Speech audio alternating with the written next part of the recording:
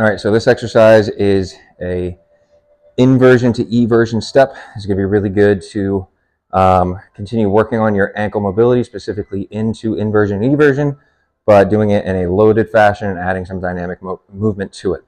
So you're going to start with your feet pretty close together, and whatever ankle you're looking to work on the mobility of, that foot's going to stay in the exact same spot the entire time. And what you're going to do is you're essentially just going to step out into a nice wide stance like this, definitely wider than hips width. And what you should notice is that my foot, I'm maintaining 3 points of contact in the foot: the inner heel, the knuckle of the big toe, and the knuckle of the pinky toe. I'm not letting my foot roll off or come up like that. I'm keeping it glued to the ground the whole time. And essentially, the ankle position that I'm putting myself in is the same as this.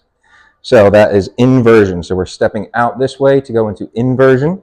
And then from here, you're going to step back and on a diagonal in that direction as far as you can, and definitely kind of out to the side like that, and focusing on driving into the ground through the inner heel, knuckle of the big toe, making sure that it doesn't roll off. So you're just going to go back and forth, taking your time with it. You don't get extra points for speeding through.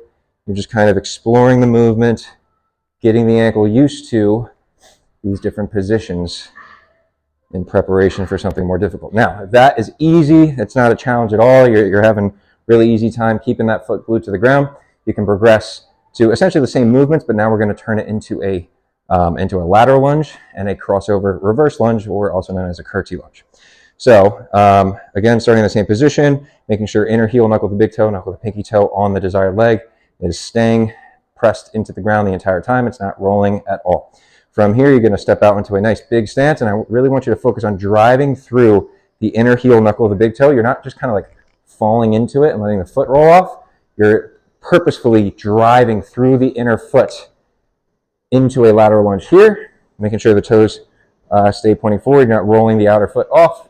And once you're here, you're going to step back into that same direction as before, but now you're going to lunge backwards into a curtsy lunge or crossover reverse lunge, really driving through the inner heel, knuckle of the big toe. You might be noticing a common theme here. It's really important we keep those inner foot contacts throughout this entire exercise. You're going to go back and forth like that for the prescribed number of reps, and that's how it's done.